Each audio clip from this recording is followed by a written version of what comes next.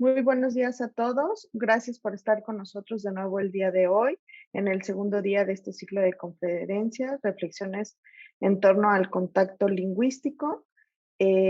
Muchas gracias a los que nos están siguiendo aquí desde el Zoom y también desde el Facebook Live del Instituto de Investigaciones Filológicas. Vamos a empezar. No quiero tomar tiempo en introducciones y más bien que oigan a nuestras conferencistas del día de hoy. Y vamos a iniciar con Ana Isabel García Tesoro de la Universidad de Antioquia y que ella nos va a hablar justo de algo que ya empezamos a discutir el día de ayer acerca de las variedades de español en contacto. Bienvenida, Ana, gracias. Bueno, muchísimas gracias por la invitación, por la organización. Es un placer, es un honor estar aquí y bueno, también para no extenderme en el tiempo voy a comenzar con la presentación. Voy a compartir un PowerPoint. Bueno, el tema del que voy a hablar hoy va a ser una introducción a las variedades de español en contacto, que bueno, como sabemos, en el caso del español, que es una lengua con tantos millones de hablantes y hablada en tantos territorios, pues son muy variadas y son muy complejas. Voy a hablar, pues eso es una introducción, es una visión un tanto superficial, pero que bueno, espero que pueda ser útil y que desde luego no recoge toda la complejidad de las situaciones de contacto en las que hay bueno, muchos fenómenos que intervienen bastante complejos, desde factores demográficos, políticos, diversos contextos sociolingüísticos, el estatus de las lenguas, las actitudes hacia las lenguas, hacia los grupos que las hablan, procesos de planificación lingüística, etcétera. Pero bueno, quisiera empezar pues, dando una visión de las principales áreas de contacto del español. En primer lugar, y yo creo que ayer ya habló la profesora Sara Gómez Ivane, pues el contacto en España con las lenguas peninsulares, el vasco, el catalán y el gallego, digo, serían las principales. Esta sería pues bueno, un mapa de la situación de contacto en España. Esta zona, digamos, de color morado sería la zona de monolingüismo en castellano. En toda España se habla castellano o español y estas zonas serían las de contacto con el catalán, también valenciano, mallorquín, gallego, vasco y también con otras lenguas minoritarias habladas por muy poquitos hablantes. En segundo lugar, el contacto con lenguas africanas. No se sabe prácticamente nada de las variedades de español que se hablan y se encuentran en situación de contacto, por ejemplo, con los criollos, con el papiamiento o con el palenquero. Realmente no han sido estudiadas, pero posiblemente bueno, haya fenómenos o situaciones, pues desde luego que nos encantaría, sería muy interesante estudiar y conocer. En tercer lugar, bueno, las variedades de contacto con lenguas amerindias, que son muchísimas y muy variadas. Conocemos un poquito más algunas variedades de contacto con las lenguas amerindias mayoritarias en la zona andina, especialmente de Ecuador, Perú, Bolivia, noroeste de Argentina, en contacto con el quechua. También en Paraguay, en contacto con el guaraní, en el sur de Perú y Bolivia, en contacto con el aymara, en México con el náhuatl, perdón, en Guatemala y en México con las lenguas mayas y en Chile con el mapuche o el mapudungún. Estos serían las lenguas mayoritarias, pero realmente la variedad de situaciones de contacto con diferentes lenguas es enorme. Solo pues, mencionar en México se hablan 67 lenguas amerindias, aquí en Colombia 65, en Perú 47, en Venezuela 37, Bolivia 33, Guatemala 24, etcétera, ¿no? Especialmente en la zona amazónica es donde, bueno, de las, digamos, de las áreas hispanohablantes es donde hay contacto con muchas lenguas que son, la verdad, muy poco conocidas, ¿no? Lamentablemente. Algunos datos también sobre las lenguas amerindias pues, más habladas, pues, serían casi todas las que les he mencionado, el quechua o el quichua en Ecuador. Se estima que más de 8 millones de hablantes, el guaraní unos 4 millones, aymara más de 2 millones, el quiché más de 1 millón de hablantes, yucateco también casi 1 millón de hablantes, el náhuatl también más de 1 millón de hablantes y otras lenguas. Y bien, la siguiente variedad también de contacto del español, muy importante y que también bueno, está siendo objeto de estudio, de muchos estudios en los últimos años, es el contacto con el inglés en Estados Unidos, producto de la migración de población hispana a Estados Unidos. Se estima que la población hispana en Estados Unidos supera los 50 millones y es especialmente importante en aquellos estados donde hay mayor presencia de población hispana, especialmente California, Arizona, Nuevo México y Texas, y da lugar, bueno, a numerosos fenómenos. Está sujeto también a muchos factores, desde la llegada digamos, a Estados Unidos de la población hispana, si son recién llegados de primera, segunda, tercera generación, el grado de bilingüismo, el empleo de las dos lenguas, etc. Pero hay muchos fenómenos de contacto en el español y en el inglés, en la población hispana, especialmente en el español, y también fenómenos de cambio de código del uso de las dos lenguas en el mismo discurso y de mezcla de las dos lenguas, de lo que normalmente, o así, digamos, coloquialmente conocemos como el Spanglish, ¿no? Bueno, la tipología de... perdón, se me había olvidado mencionar también el contacto, perdón, con otras lenguas europeas en América. Especialmente destacable sería el contacto con el portugués en las fronteras entre Brasil y países hispanohablantes, Uruguay y Argentina principalmente. Bueno, las tipologías del español en situaciones de contacto también son muy variadas. Podríamos ir desde el archipiélago lingüístico en el área del Amazonas, donde en un mismo territorio se hablan como variedades de lenguas diferentes en pequeños grupos. Las variedades de español en contacto producto de la expansión colonial europea, especialmente pues serían destacables las variedades de español en contacto con lenguas amerindias.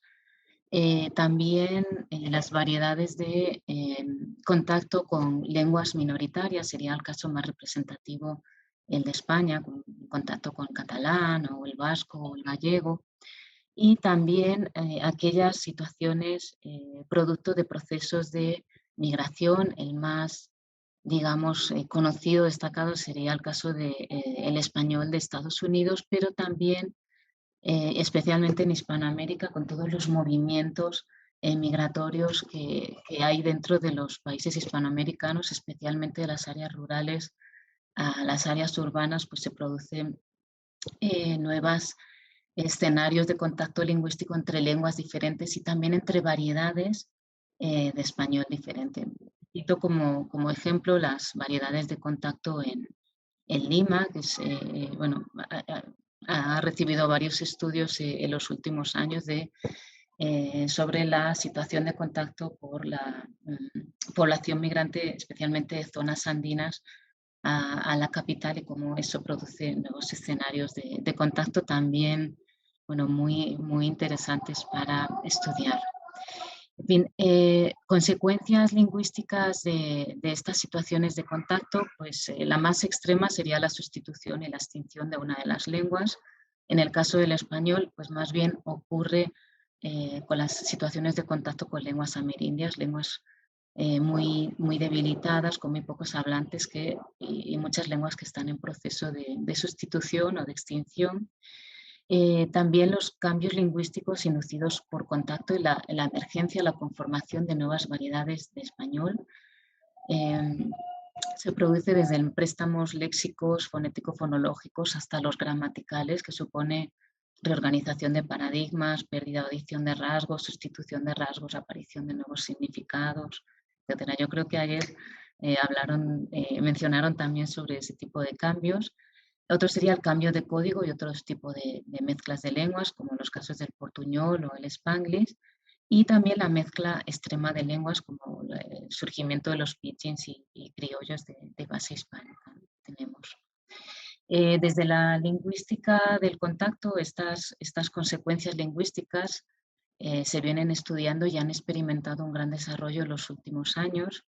Se han hecho además varias propuestas teóricas sobre la lingüística del contacto y se han realizado, en el caso del español, yo diría que bastantes y muy meritorios estudios empíricos que están mostrando resultados muy interesantes y que siguiendo estas tendencias teóricas tienen en común en que ya no se enfocan tanto en las lenguas como estructuras, sino en el hablante, los procesos cognitivos del hablante bilingüe, de qué manera puede introducir algunos cambios y cómo estos cambios, yo voy a insistir en la idea, no son caóticos, no son errores, sino que responden a necesidades comunicativas de los hablantes y en estas situaciones de contacto intenso pues se propicia que digamos que ocurran, ¿no? También estamos viendo que no hay restricciones lingüísticas como se habían establecido hace años si se dan las condiciones necesarias y que estos cambios lingüísticos a veces son impredecibles, no siguen los patrones que podemos observar en otras variedades de español que no están en contacto, pero siempre se pueden establecer pautas de cambio universales en estos cambios que se cumplen en la mayoría de los casos y procesos de gramaticalización inducidos por contacto. También se ha comprobado que los factores sociales son fundamentales, son determinantes para el desarrollo y la evolución de los cambios y que hay que tenerlos muy en cuenta, el grado de identidad del contacto, el aprendizaje imperfecto, las actitudes, etc. Bien, voy a mostrar dos ejemplos de estas variedades que les he mencionado y con dos ejemplos de dos cambios o digamos de dos fenómenos de dos variedades de español en contacto. En primer lugar, una muestra del español del área andina hablada en el sur de Perú en contacto con el quechua. Es una zona de contacto histórico y de contacto muy intenso que ha dado lugar a que se introduzcan muchos cambios inducidos por contacto. Desde, por supuesto, cambios en el nivel fonético-fonológico, algunos préstamos léxicos, pero hay muchos cambios en el nivel morfosintáctico muy interesantes desde la reorganización del sistema pronominal átono de tercera persona, que yo creo que mencionó ayer la profesora Palacios, discordancias de género y número, tiempos verbales de pasado con valores evidenciales en el pluscuamperfecto y en el pretérito perfecto, en el caso de Perú. La emergencia de numerosos marcadores discursivos que son muy interesantes y muy productivos en el discurso de pues, ya con valor asertivo, la duplicación de ya, que les voy a poner un ejemplo de ya también, de dice, sus variantes, dice, que, dice que. La emergencia también de construcciones causativas, como los trabajadores hacen mover la piedra con otros significados, etc. Y otro segundo ejemplo sería una muestra de lo que llamamos normalmente portuñol, de una situación de contacto intenso del cambio de código español-portugués en la frontera de Uruguay y Brasil. Bueno, la primera muestra del español andino en contacto con el quechua, bueno, esta sería digamos, a grandes rasgos las zonas donde se habla quechua y donde hay una serie de variedades de contacto con el quechua. Ahí se reconoce que hay variedades bilingües donde la población habla las dos lenguas, pero también hay variedades monolingües eh, donde esos cambios de contacto ya se han ido estabilizando, se ha conformado una nueva variedad y la población que ya no habla quechua sigue mostrando, digamos, o tiene ya esa variedad completamente estabilizada. Es una situación de bilingüismo histórico, tiene una muy fuerte influencia de contacto con el quechua. Por supuesto, es una variedad hablada, pues es en la oralidad donde se produce el contacto, pero también hay numerosos documentos escritos donde podemos detectar y percibir esos cambios, y los factores sociales, desde luego, son muy importantes y determinan digamos, variedad de situaciones, un continuum en la misma variedad, en la misma área, de algunos cambios desde los hablantes bilingües instrumentales a todos los hablantes monolingües, que hace que las situaciones bueno, sea bastante compleja. Y el ejemplo que les voy a mostrar es sobre el ya duplicado. Es un fenómeno en el que ya y ya se repite dos veces, marcando una información que al que el hablante quiere dar un cierto relieve informativo, enfatiza la información, es muy productivo. Se ancla en el discurso previo y permite al hablante orientar, llamar la atención del oyente hacia la información que considera relevante. Constituye una unidad prosódica y sintáctica, porque van a percibir ahora que tiene una entonación, digamos, información que está rodeada por el ya y el ya. Se inicia, se cierra la estructura y no admite otros elementos que rompan esa unidad. Les voy a mostrar un ejemplo en el que, bueno, es un trabajo de campo que hice en 2011 en Chinchero, una población muy cercana a Cuzco, y yo estaba entrevistando a dos profesores bilingües y yo les preguntaba sobre la enseñanza en la escuela de quechua y español. Ellos decían que bueno, trabajaban en una escuela intercultural bilingüe, entonces yo les preguntaba sobre cómo eh, hacían esa labor con los niños más pequeños, y ellos pues estaban intentando convencerme de que los niños entraban a la escuela sabiendo ya español, y pueden ver cómo quieren enfatizar esa información y lo repiten varias veces con ese ya, ya. Vamos a escucharlo. Cómo va enseñando el castellano a los niños? No, los que ellos ya saben, ya entienden, solo que no pueden hablar, pero entienden cuando yo les hablo en castellano normal, perfecto, entienden. Solamente no hablan. ¿Pero entienden porque lo han escuchado en su casa o lo han escuchado en la calle? Lo han escuchado en la casa, en la calle, acá en la escuela mismo, en la televisión, se aprende. Solo les faltaría hablar. Pero algunos ya hablan. Incluso, ¿no? Incluso algunos. Sí, cuando los padres ya lo están introduciéndolos. Pues como son hijos de padres jóvenes, ¿ya? Sí. Entonces ya hablan, ya. Sí. Antes sí, nada. No hablaban, no entendían. Pero ahora ya no. Ya no tengo casi problemas ya con eso. ¿Y cómo? Bueno, como pueden ver, el fenómeno de esa duplicación de ya enfatiza y llama la atención y trata de convencer al hablante sobre una determinada información, en este caso que los niños, aunque no hablan español, lo saben muy bien y les entienden, sin ningún problema. Bueno, y antes de que se me pase el tiempo, el segundo ejemplo era de cambio de código español-portugués en la frontera entre Uruguay y Brasil. Son unos datos de un trabajo de campo, de una tesis doctoral realizada en Chuy Chuy. Es una localidad que está aquí justo en la frontera entre Brasil y Uruguay. Bueno, este trabajo de campo es de la profesora Tatiana Ribeiro de Amaral. Ella me ha cedido muy generosamente las grabaciones y todos los datos. Hay una calle en Chuy Chuy que divide, digamos que es la frontera entre Brasil y Uruguay. Entonces, la situación de contacto es muy intensa y es muy particular. Y el portuñol se constituye como un marcador, digamos, de identidad en la población. Ellos mismos se reconocen como hablantes de portuñol. Y bueno, ¿qué entenderíamos por portuñol? Pues digamos, tal vez todos tenemos una cierta idea. Podríamos pensar que es el uso de estructuras mezcladas en portugués y español, tal vez debido al aprendizaje imperfecto de la segunda lengua del hablante, como si un hispanohablante trata de aprender portugués y bueno, mezcla un poquito.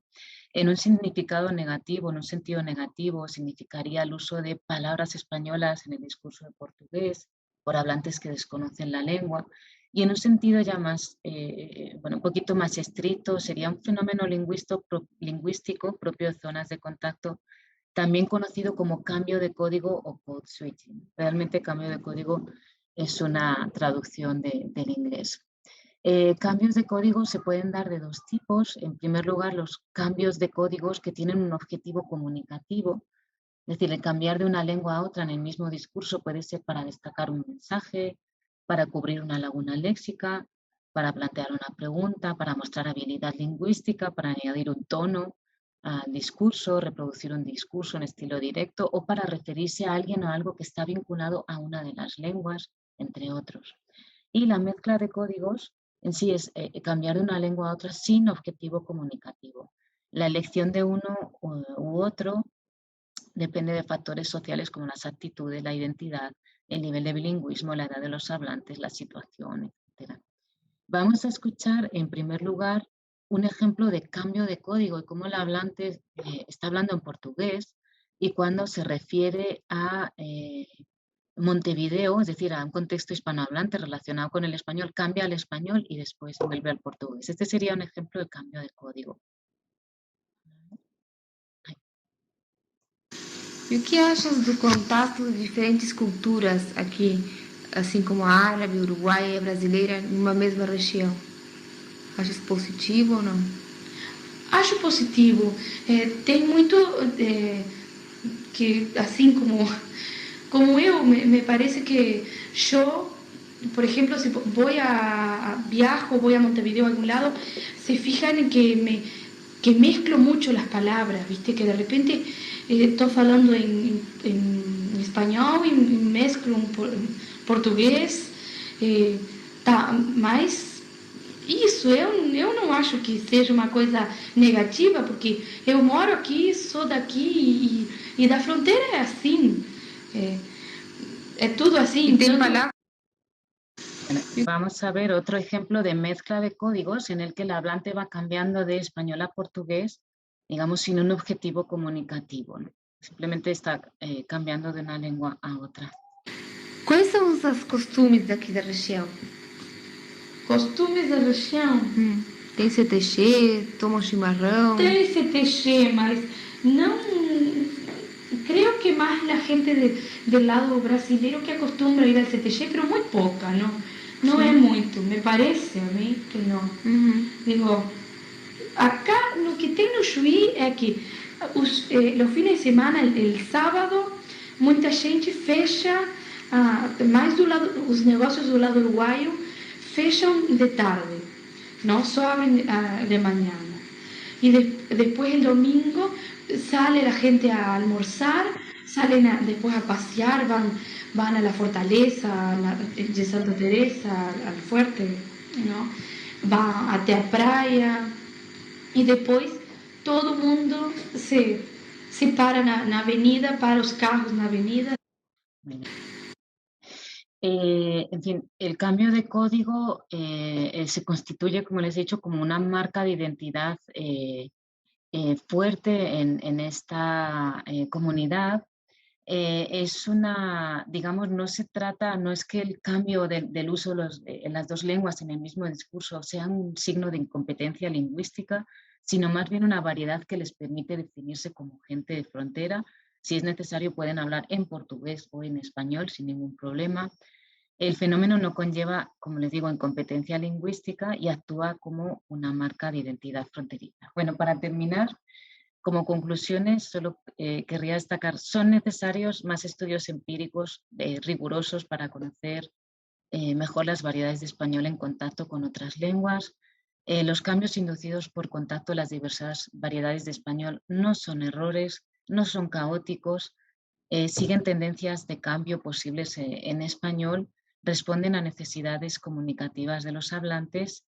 Los fenómenos igual de cambio de código se constituyen como expresiones culturales y marcadores de identidad fuerte, y estos fenómenos más bien persiguen la transparencia comunicativa, menos restricciones, más analogía, más expresividad y responder a las necesidades comunicativas de los hablantes. Bueno, muchísimas gracias a todos y perdón porque me he pasado un poquito en el tiempo.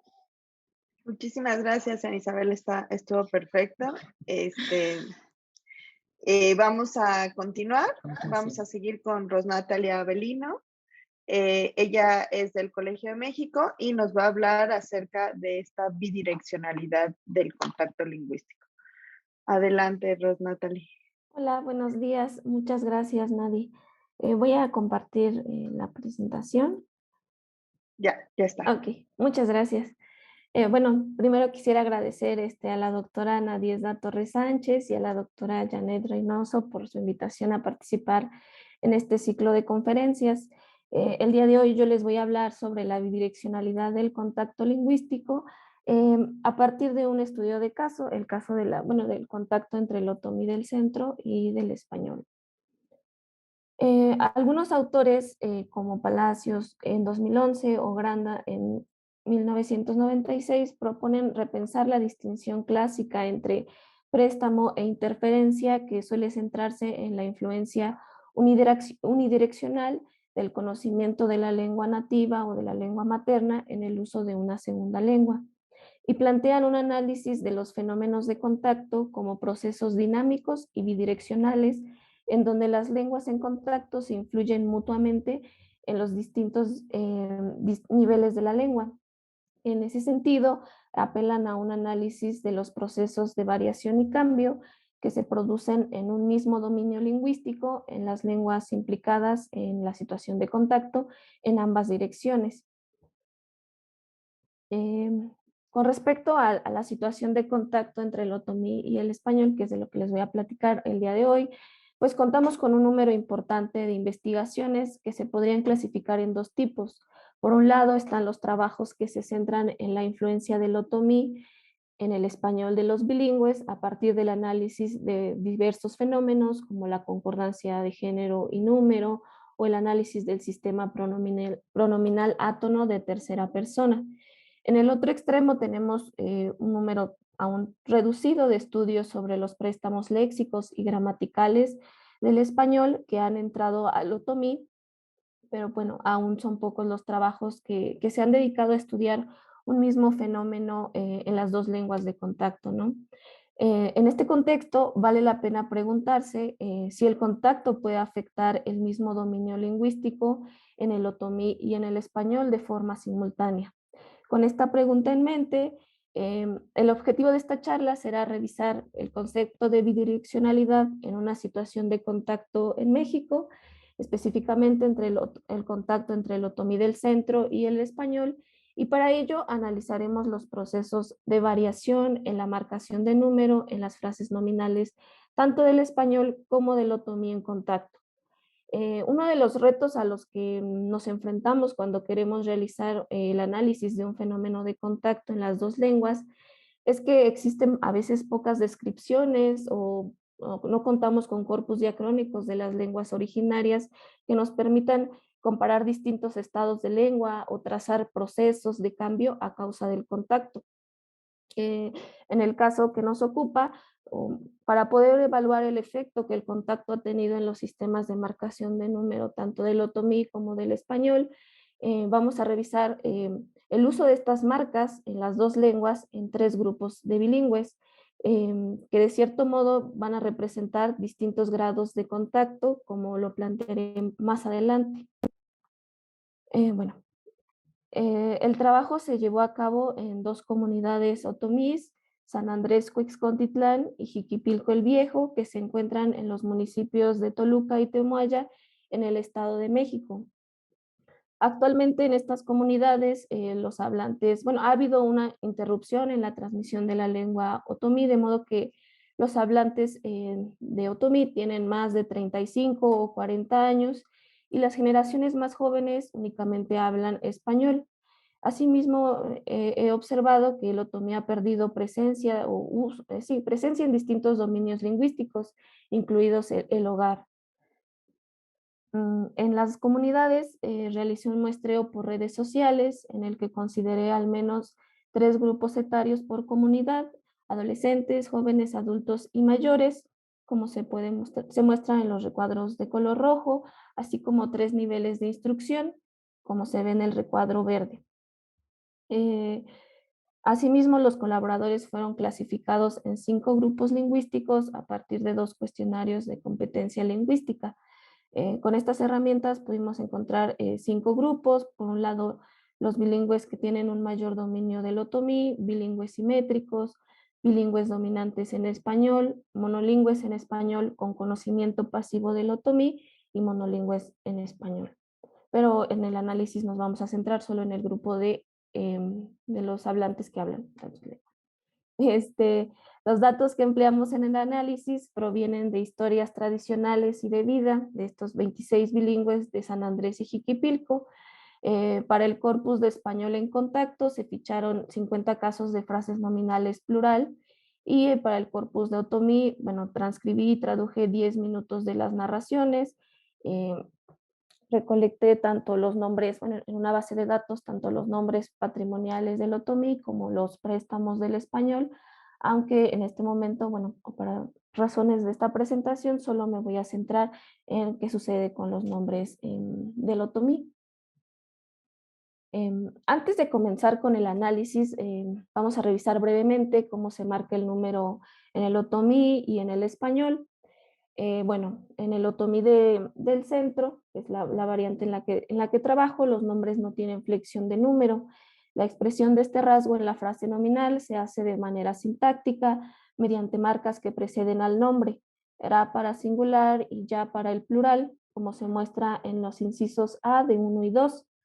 Por otro lado, los nombres del español sí poseen flexión de número para el plural, como se muestra en el ejemplo 2b.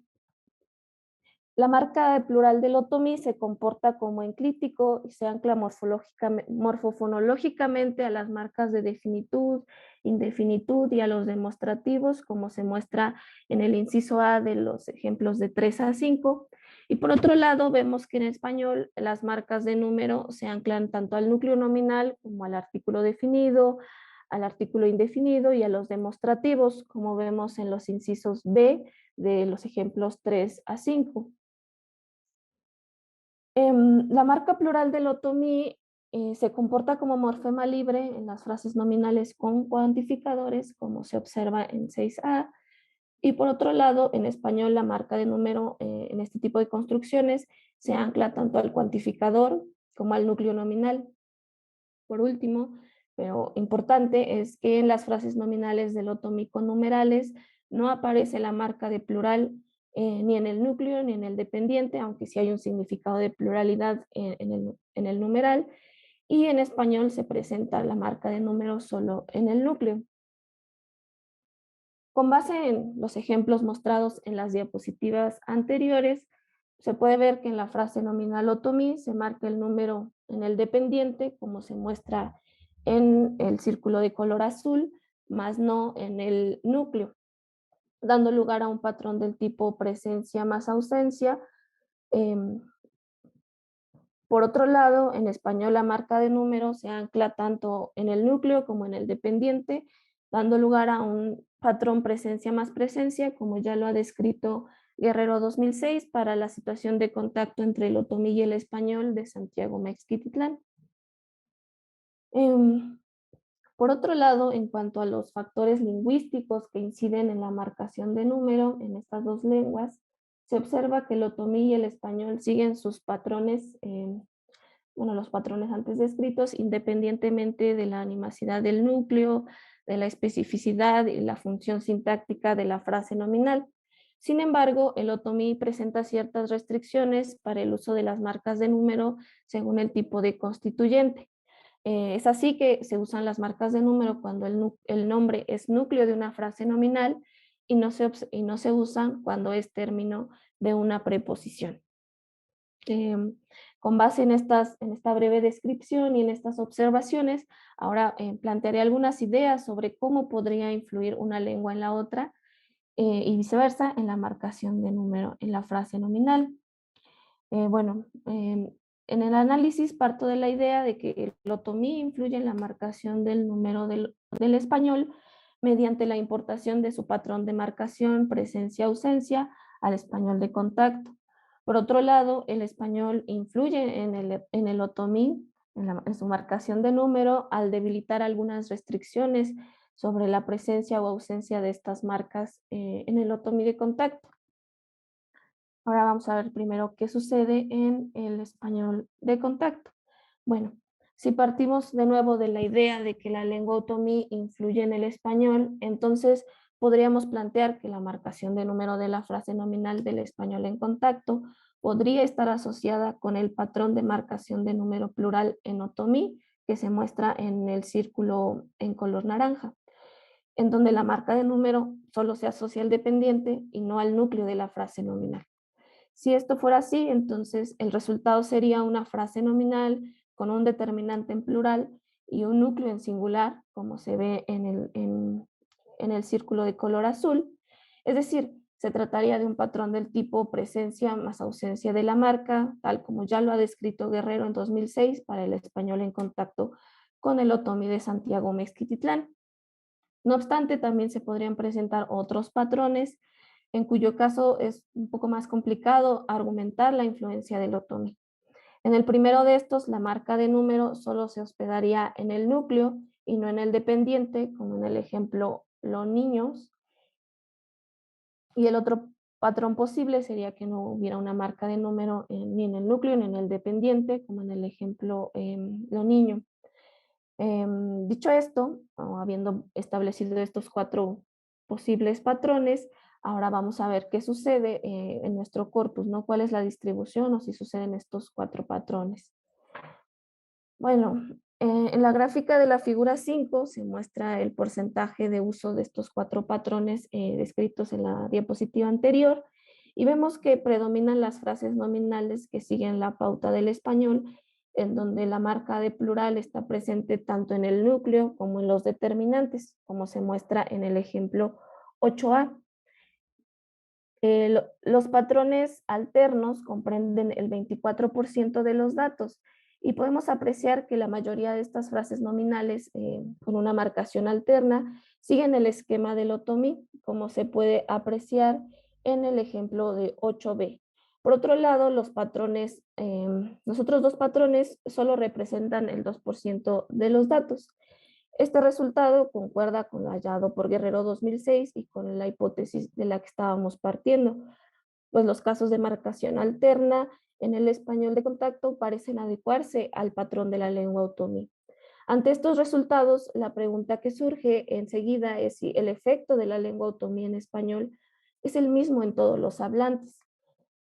Para ello, en la gráfica de la figura 6, muestro la distribución de estos patrones de marcación, el que sigue la pauta del otomí y el que sigue la pauta del español, en los 3 grupos de bilingües. Tenemos a los bilingües con mayor dominio del español, los bilingües simétricos y los bilingües con mayor dominio del otomí.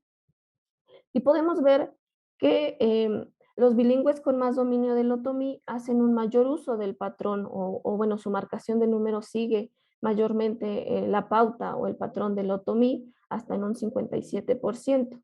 Sin embargo, el uso del patrón otomí, por así decirlo, disminuye conforme aumenta la dominancia del español en los hablantes, de modo que los bilingües con mayor dominio del español apenas muestran un 1% del patrón otomí en su habla, ¿no? Con base en esto, podemos ver que el otomí influye en el español mediante la importación de su patrón de marcación. Sin embargo, la fuerza de este efecto disminuye conforme incrementa el dominio del español en los hablantes. Bueno, ahora vamos a ver qué sucede en el otomí de contacto. En el corpus con el que trabajé para este estudio, tengo 3.091 frases nominales del otomí, 51.5% tienen como núcleo a un nombre de origen otomí y el 48.5% provienen del español. Estos datos muestran una fuerte presencia de léxico de origen español en las narraciones de los bilingües. Sin embargo, como mencionaba anteriormente, solo me voy a centrar por el momento en los nombres otomís. En la gráfica de la figura 7 presento el uso de las marcas de número del otomí y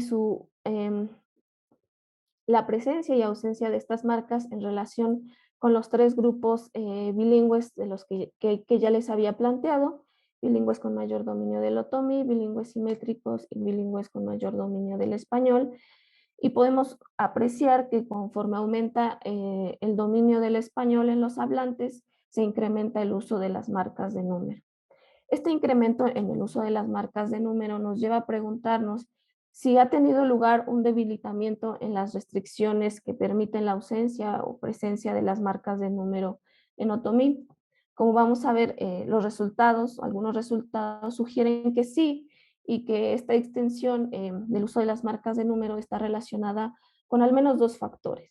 El primero es el tipo de determinante, específicamente vamos a ver qué sucede con los numerales, y también con el tipo de constituyente sintáctico.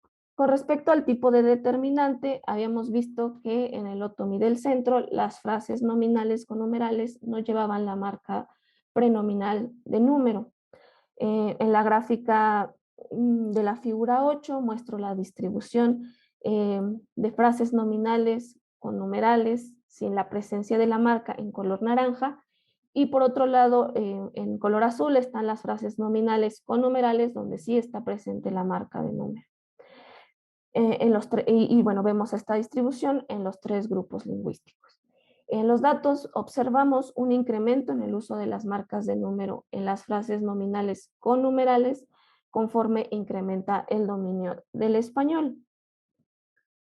Por ejemplo, bueno, los bilingües con mayor dominio del otomí emplean mayormente frases nominales con numerales sin la marca de número, como se muestra en el ejemplo 9a con la frase kutampa, y solo documentamos un caso, digamos, en los datos, en donde la frase nominal con numeral lleva la marca de plural, que es el ejemplo que se muestra en 9b, con la frase nominal yo ya veña, y vemos que en este caso se trata de un nombre más animado y más humano.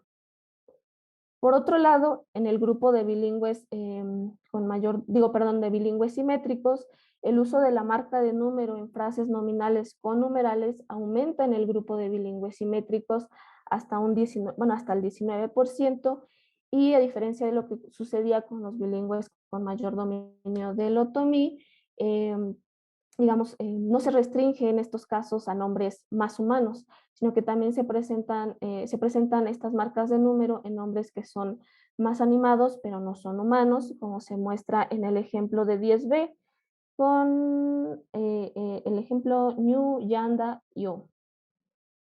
Por último, en el grupo de bilingües con mayor dominio del español, observamos que el uso de la marca de número en frases nominales con numerales llega al 50%, y que este patrón se presenta tanto con nombres animados más humanos como con nombres animados no humanos, como se ve en los ejemplos de 11a con Ñuya Veña y en el ejemplo 11b con Ñuyanda Yo. En lo referente al tipo de constituyente, habíamos visto que en el otomí del centro no se usan las marcas de número, o no se solían usar las marcas de número en nombres que son término de preposición. En la figura 9 les muestro el uso de las marcas de número en los nombres que son solo términos de preposición, en los tres grupos de bilingües, y en los datos observamos que el uso de las marcas de número en nombres que son término de preposición aumenta conforme incrementa el dominio del español. Además, algo que también observé es que este fenómeno parece estar relacionado a su vez con el aumento en el uso de preposiciones del español, que se ilustra en la figura 10. O sea, a mayor, digamos que ahorita les voy a presentar mejor los ejemplos. En el grupo de bilingües con mayor dominio del otomí, por ejemplo, los hablantes no usan las marcas de número en los términos que son, en los nombres que son término de preposición, salvo en frases preposicionales cuyo núcleo es una preposición del español, como se muestra en el ejemplo 12C, donde tenemos la frase preposicional con Aratsukwa. La presencia de las marcas de número en los términos de preposición aumenta en el grupo de bilingües simétricos, a la par que aumenta la adopción de préstamos del español, como se ejemplifica en 13B con Poratsínica. Por último, en los bilingües con mayor dominio del español, el uso de las marcas de número se extiende en los términos de preposición hasta un 63%, a su vez que incrementa el uso de preposiciones del español. En un trabajo más amplio realizamos algunas pruebas inferenciales para determinar qué factores lingüísticos determinaban la marcación de número en la frase nominal en los 3 grupos lingüísticos. En la tabla que les presento en la diapositiva se resumen estos resultados. En las filas tenemos las variables lingüísticas y en las columnas los 3 tipos de bilingües. Los triángulos en color café nos indican que esa variable favorece la marcación o el uso de las marcas de número. El triángulo azul indica que esa variable no favorece el uso de las marcas de número y los círculos en color gris señalan que esa variable no tiene un efecto. De momento nos vamos a centrar en el tipo de determinante y de constituyente sintáctico y vemos que los numerales y los términos de preposición inhiben el uso de las marcas ra y ya en los bilingües con mayor dominio del otomí y en los bilingües simétricos, pero estos mismos factores pierden relevancia o pierden su efecto en el grupo de bilingües con mayor dominio del español. Con base en los datos y análisis aquí presentados, vemos que es posible que el contacto afecte un mismo dominio lingüístico, en este caso la marcación de número, en el otomí y en el español de forma simultánea, pero lo hace de forma distinta. El otomí influye en la marcación de número del español mediante la importación de su patrón de marcación en presencia de la marca y ausencia de la marca al español de contacto. Por otro lado, el español influye en la marcación de número del otomí al debilitar algunas restricciones sobre la presencia o ausencia de las marcas de número, específicamente con respecto a los numerales y al tipo de constituyente sintáctico. Y bueno, eso sería todo y muchas gracias. Muchísimas gracias, Rosnatalie. Vamos a seguir con nuestra siguiente conferencista. Es Regina Martínez Casas, del CIESAS del Distrito Federal. Bueno, no, ya no es Distrito Federal, ¿verdad? Ya es Ciudad de México, las costumbres. Y bueno, ella nos hablará sobre temas de migración y no adelanto más, que nos lo platique ella. Muchísimas gracias también, Regina, por aceptar estar aquí. No, al contrario, Nadie, es un gusto estar contigo, con ustedes. Me gusta muchísimo el trabajo pues, de varias de las colegas. Algunas no conocía su investigación y ahora que las había leído, pero no conocía, digamos, de primera mano sus datos y me parece que es muy importante pues seguir manteniendo este tipo de espacios de diálogo justo porque estamos planteando fenómenos que realmente pareciera que son muy obvios, pero que tiene poco tiempo de haberse empezado a estudiar. Y bueno, me robo 2 de mis 20 minutos para contarles, ya que soy más vieja que la mayoría de quienes están el día de hoy con nosotros, que de hecho es la razón por la que soy lingüista. Yo me formé antes de ser lingüista y antropóloga como terapeuta del lenguaje. Trabajaba en lo que ahora se denominan USAER, en ese tiempo se llamaban Centros Psicopedagógicos de la SEP, y me llegaban un montón de niños para diagnóstico y tratamiento, y yo no podía hacer el diagnóstico porque no cabían en ninguna de las etiquetas pues, con las que había yo aprendido a diagnosticar. En las pruebas salían cosas muy extrañas, porque sobre todo lo que encontraba era pues algo que ahorita reseñó de manera muy detallada Rosnatalie con un fenómeno en particular sobre el español de contacto con el otomí, y eran modificaciones a nivel morfológico. Entonces, pues no, digamos, mi batería de evaluaciones y propuestas de tratamiento no veía yo que beneficiaran a este perfil de niños, y de pronto pues empecé a pedir entrevistas con los padres y los padres hablaban igualito.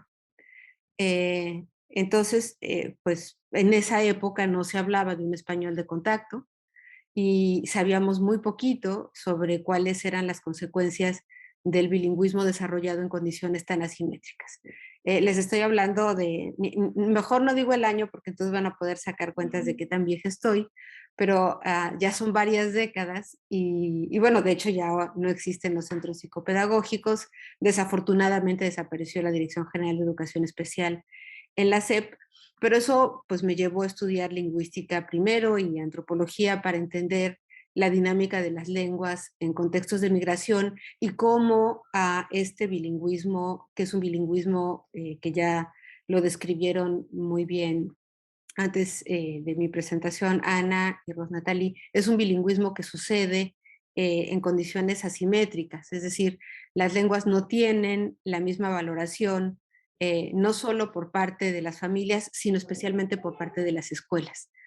Entonces, pues eso me ha llevado a lo largo de los últimos 20 años, ya como investigadora en el CIESAS, a trabajar precisamente los efectos de la migración y de la escolaridad en una serie de comportamientos en la competencia comunicativa de niños y jóvenes que tienen alguna lengua originaria como lengua familiar. Ya no estoy segura si es su lengua materno, si es su L1. Cada vez creo que estoy tentada a proponer que tendríamos que repensar muchas de estas categorías, porque en estos procesos de socialización bilingüe, donde además hay una lengua estigmatizada y otra de alguna manera exaltada, creo que hablar de L1 y L2 pues ya resulta poco práctico y más bien tendríamos que empezar a repensar cómo a partir de este tipo de investigaciones como las que se están haciendo actualmente, podemos redefinir los bilingüismos y pensar qué consecuencias tiene no solo en el español, sino también en las lenguas originarias.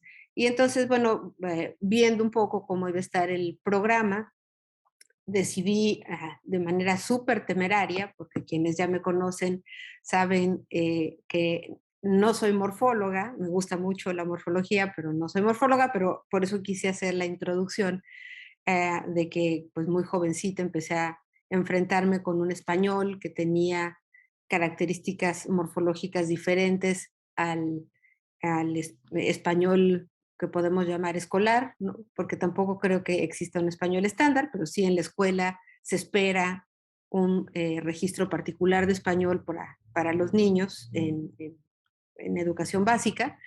Entonces, pues ahora me empecé a preguntar qué pasaba con las lenguas originarias.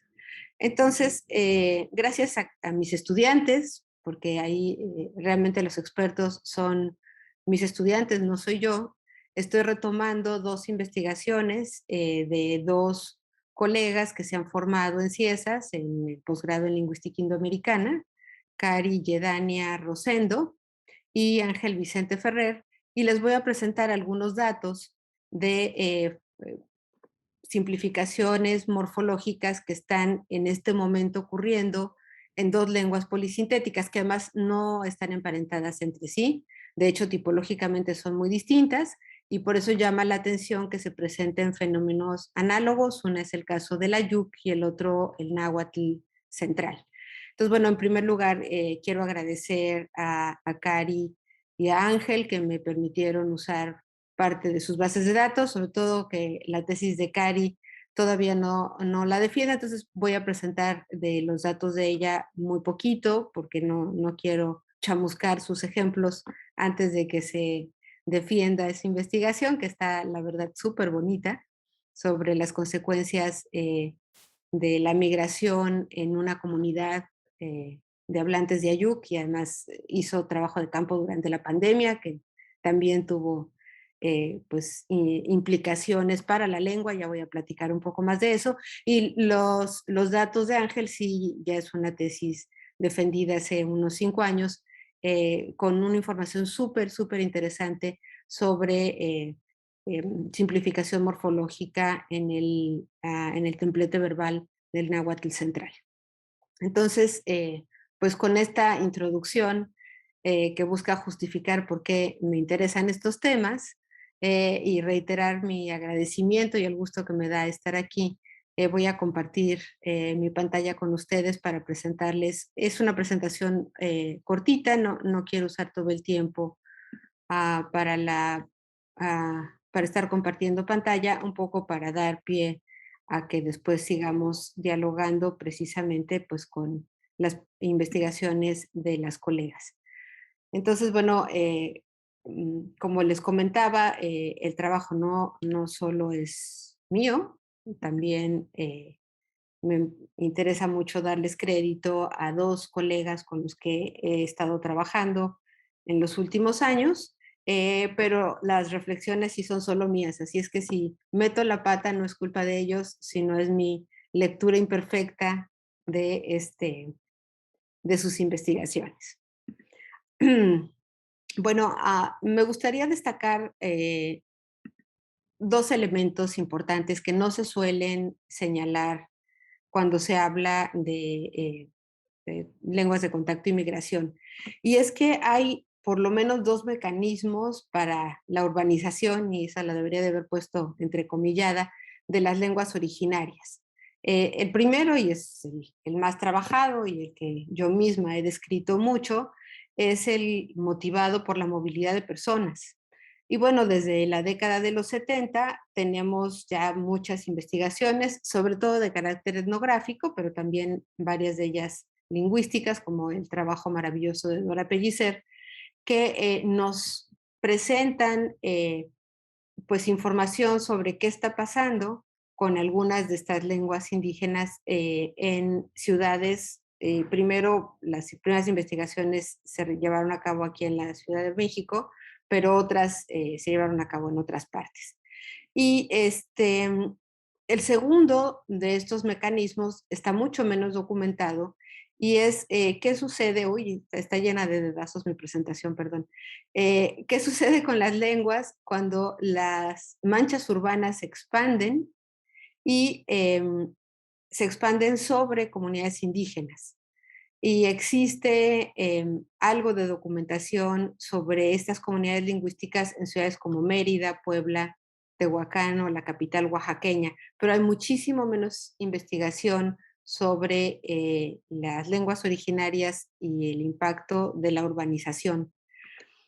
Ahora, lo que me interesa destacar es que pues esto tiene consecuencias no solo en la diferenciación de los usos sociales de ambas lenguas, em, sino que también tiene consecuencias, como ya pudimos ver en las 2 presentaciones previas, en las propias lenguas en sí, no solo en los ámbitos de uso, sino a nivel estructural, que es un poco lo que quiero eh, pues presentarles el día de hoy. Y bueno, sí me interesa señalar una serie de limitaciones, porque esta es una reflexión muy preliminar. No nos hemos sentado, digamos, a Cari, Ángel y yo, a comparar lo que sucede en 2 lenguas tan distintas en términos tipológicos, aunque las 2 sean polisintéticas. Y bueno, qué consecuencias tiene. Tenemos muy claro cuáles son los ámbitos de uso de estas lenguas en los diferentes espacios en los que son utilizadas, pero tenemos mucho menos claridad sobre lo que está sucediendo a nivel de la propia estructura de las lenguas. Y bueno, voy a presentarles solo 2 fenómenos de simplificación morfológica que creo que se pueden explicar por el contacto, aunque voy a ser también cuidadosa con eso. El primer caso, como ya les señalé, es una comunidad Ayuk en la Ciudad de México, y el segundo caso abarca 3 comunidades que forman parte ya de la mancha urbana de la ciudad de Puebla, que son San Miguel Canoa, La Resurrección y ahorita me acuerdo del nombre de la tercera comunidad, pero están ya completamente incorporadas a la ciudad de Puebla. Y bueno, no estoy abarcando toda la literatura sobre simplificación morfológica, pero sí, porque además tuvimos la oportunidad de trabajar algunas de estas discusiones con Berkheim hace algunos años. Estoy retomando lo que proponen Jaime y Kuteva cuando analizan los fenómenos de gramaticalización en lenguas europeas. Y aunque a ellos les interesa sobre todo el cambio interno, señalan la importancia de explicaciones que se pueden dar por procesos de contacto. Y los datos más interesantes que tienen en este libro que escriben entre los dos en 2007 es el caso del euskera, que es también una lengua polisintética. Entonces, y además es una lengua no indoeuropea. Entonces, algunos de los hallazgos de Heine y Kuteva sobre simplificación morfológica en euskera son comparables a lo que estoy encontrando con el caso del ayuk y el náhuatl. Y ellos son también en ese sentido cuidadosos, afirman que aunque lo que les interesa es el cambio interno, siempre se debe buscar primero un factor social como detonante de cualquier cambio lingüístico. Pero sí señalan que históricamente, y bueno, han hecho trabajos de reconstrucción de varias lenguas europeas a lo largo de mucho tiempo, a partir de literatura escrita, documentan que la tendencia a la simplificación de algunos elementos que marcan rasgos como la transitividad o la definitud. Y en concreto me voy a centrar en esos dos puntos porque son los que desarrollan Heine y Kuteva en su trabajo. Que hay muchos otros, como ya pudimos ver en las presentaciones previas. Entonces, bueno, muy rápidamente les platico sobre las redes paisanales de los ayuk urbanos. Existe ahí sí muy poca investigación etnográfica sobre este conjunto de personas en concreto, y el trabajo más reciente, como ya les señalé, espero que se defienda pues a principios de diciembre. Está ya el borrador aprobado por sus lectores, es de Cari Yedania Rosendo, estudiante de la Maestría en Lingüística Indoamericana del CIESAS, y ella identifica una sólida red paisanal asociada a la elaboración de alimentos, para más detalle, taquerías, que pueden ver pues en muchas partes del sur de la Ciudad de México, aunque probablemente haya en otros lugares también. Cari tiene bien identificadas las del sur de la Ciudad de México, que además suelen tener nombres que las identifican como taquerías de personas mije, y se llaman así, los mijes, el Rey Contoy, en fin, hay una serie de nombres de estas taquerías que hacen fácilmente identificable, y además han ido ganando prestigio. Ya mucha gente en el sur de la Ciudad de México sabe que se trata de tacos muy ricos, y entonces suelen contratar solo a paisanos para elaborar en estas taquerías, que no son una franquicia, simplemente ha sido pues una actividad que les ha permitido una inserción en la ciudad muy exitosa. Y vienen sobre todo de dos municipios de la Mije Alta, que son Tlahuitoltepec y Tamazulapan. Y bueno, el trabajo de Cari es fundamentalmente sociolingüístico y se centra en los tipos y funciones de la alternancia de código ayuk español, un poco en la misma tónica del trabajo que nos presentó Ana al inicio de esta sesión, pero tiene información súper valiosa sobre las consecuencias del contacto en ambas lenguas, que es lo que estoy tratando de recuperar. No voy a hablar de qué tipos de alternancia encuentra ni lo que las motiva, porque les digo que entonces chamusco su tesis, que está súper bonita. En cuanto la defienda, se las comparto. Entonces, bueno, en términos generales solo quiero señalar, el mije es una lengua de la familia mijezoque, es polisintética, tiene una compleja morfología verbal y varios juegos de marcas de persona, por ejemplo, según el tipo de verbo. Es una lengua muy difícil de segmentar y glosar, precisamente por la gran complejidad que tiene la morfología verbal, y de de todas las marcas asociadas al verbo, me interesa solamente destacar un morfema que aparece al final de la palabra verbal, el morfema ya, y que pues no aparece en todos los verbos, sino en verbos que terminan con ciertas características a nivel fonológico. Me siento súper torpe pronunciándolo, pero bueno, sería algo así como te, ñe, Y estos morfemas no marcan el aspecto verbal, sino pareciera que marcan algo parecido al tiempo.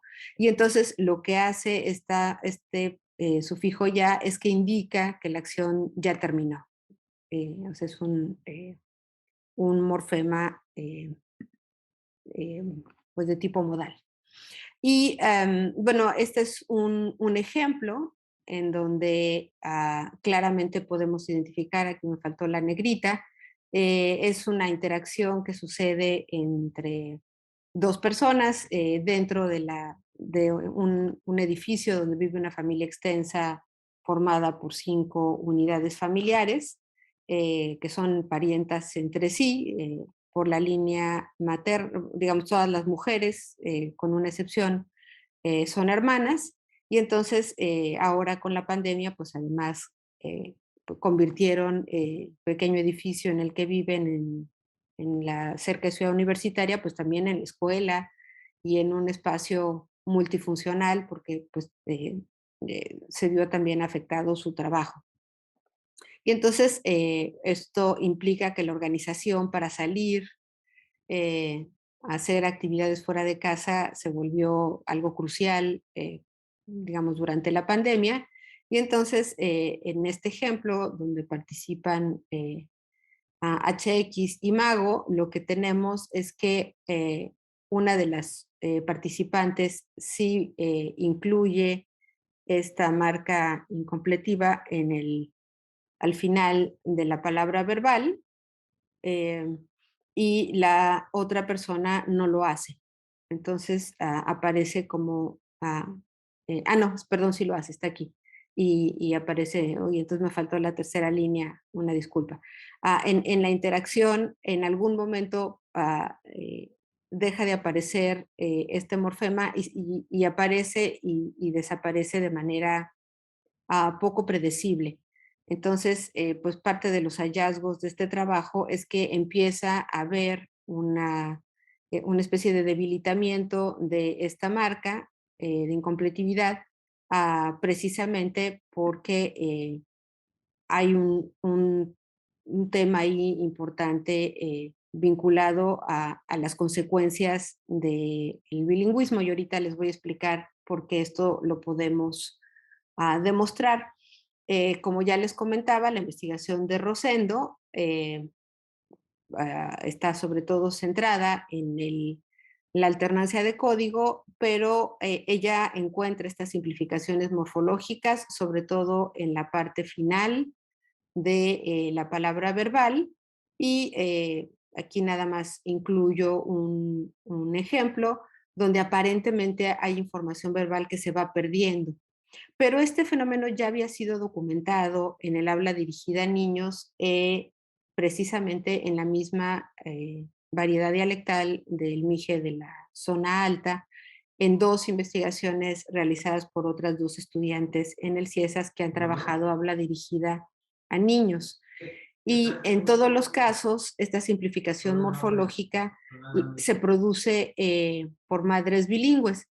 Entonces, pues pensamos que puede ser motivado por el proceso de escolarización de las propias madres jóvenes que buscan generar una variedad de la YUC con menos densidad informativa en la palabra verbal, pero pues también puede ser producida por la propia migración. El hecho es que está documentada en varias investigaciones como una tendencia que está consolidándose en esta morfología verbal de la YUC de la región alta. Y luego, por otro lado, tenemos los datos de comunidades nahuas en la zona metropolitana de Puebla, que son los otros datos que les quiero presentar. Allí sí les prometo que voy a presentar la alternancia de la presencia o no de la marca de objeto primario. Es la investigación llevada a cabo por Ángel Vicente Ferrer. Y bueno, como les comentaba, estas 3 agencias en donde Ángel hizo trabajo de campo son Canoa, La Resurrección y San Andrés Azumiata. Entonces ahí van a ver las siglas en los ejemplos.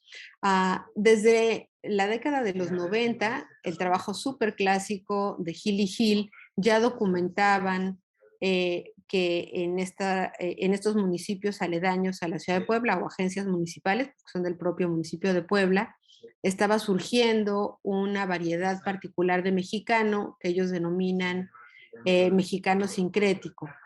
El trabajo de Vicente Ferrer lo que hace es centrarse en analizar cómo se da la variación morfológica y bueno, lo que encuentra es este uso inconsistente de la marca de objeto primario, que es un morfema que debe de aparecer obligatoriamente en el náhuatl, pero aquí pareciera que se está debilitando o que estamos frente a un uso inconsistente de esta marca morfológica que justo pues lo que diferencia, digamos, lo que está indicando es la diferencia en la carga de transitividad de un verbo.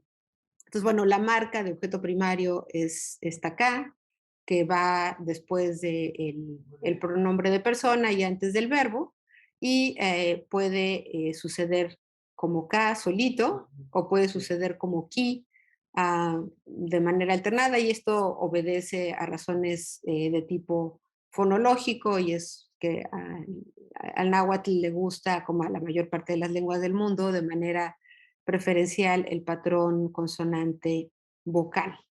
Y entonces, bueno, aquí podemos encontrar que tanto en Canoa como en la Resurrección y en Azumiatla tenemos estos alomorfos K o Ki que nos marcan el objeto primario justo antes de la raíz verbal. Y como les señalaba en principio, estos dos alomorfos obedecen a razones de tipo fonológico, pero pareciera que no siempre, o sea, las tenemos presentes de manera, de manera aleatoria, con la I o sin la I. Y bueno, los invito a leer la tesis de Ángel para entender un poco más cuáles son las explicaciones que él propone, pero esto no tendría que ver propiamente con las consecuencias del contacto, sino simplemente con que la forma canónica es la K sola, pero a la lengua pues no le gusta este patrón consonante-consonante que sucede en varios de los ejemplos.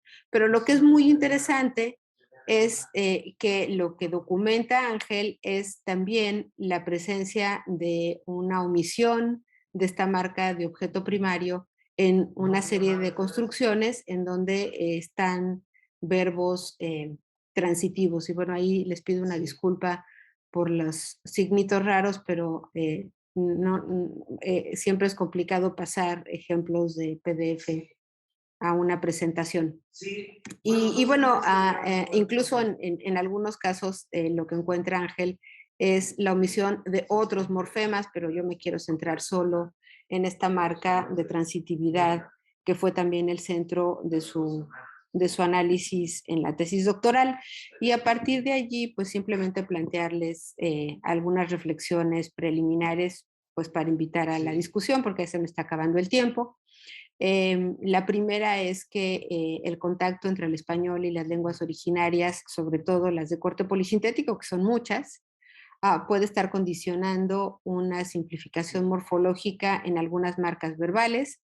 Sería interesante ver qué pasa en otras lenguas de las dos familias, tanto de la familia Mijezoque como de la familia Utonagua, porque todas son en mayor o menor medida lenguas polisintéticas, y sería interesante ver qué tanto está afectando en su morfología verbal el contacto con el español. Sabemos, hay una investigación súper bonita que hizo a mi colega Salomé Gutiérrez hace ya varios años, que el contacto entre una lengua mijezoque y el náhuatl también tiene consecuencias precisamente en la morfología verbal. Entonces ahí el contacto entre dos lenguas polisintéticas también condiciona cambios en estas estructuras, pero lo que no encuentra Salomé es simplificación, sino simplemente cambio en algunos tipos de marca. Yo estoy hablando específicamente de simplificación. Son fenómenos todavía inconsistentes, tanto los que se registran en la base de datos de Rosendo como los que se registran en la base de datos de Vicente Ferrer. Y han sido analizados desde perspectivas de corte sociolingüístico o bien variacionista o en estos estudios sobre las consecuencias del bilingüismo, como también son los dos estudios que se presentaron antes del mío y que lo presentaron de manera mucho más profunda a como lo estoy haciendo yo, pero creo y me parece que esto pues lo que nos plantea es que hay una beta de investigación sobre estos temas que nos permitiría discutir dos hipótesis. Por un lado, Hill y Hill señalan que este tipo de ejemplos de simplificación morfológica es como la primera ventana a el desplazamiento incipiente de lenguas en contacto cuando una lengua está poco valorada o estigmatizada o es una lengua minorizada frente a una lengua dominante. Pero también podría confirmarnos lo que plantean Jaime y Kuteva, y es que estamos frente a fenómenos de cambio lingüístico que en realidad podrían consolidarse con el tiempo y simplemente modificar la estructura morfosintáctica de estas lenguas polisintéticas sin que necesariamente las lenguas se pierdan.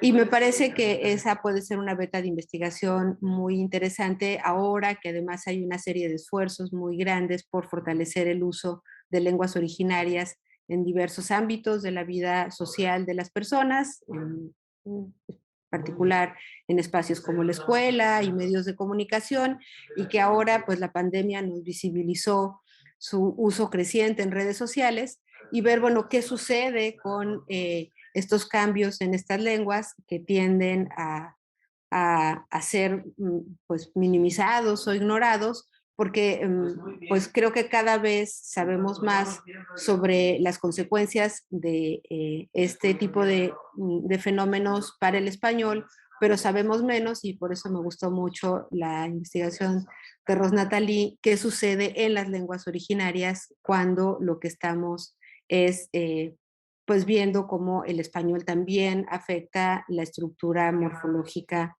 en estas lenguas. Y yo con esto terminaría mi presentación y reitero el gusto de estar con ustedes.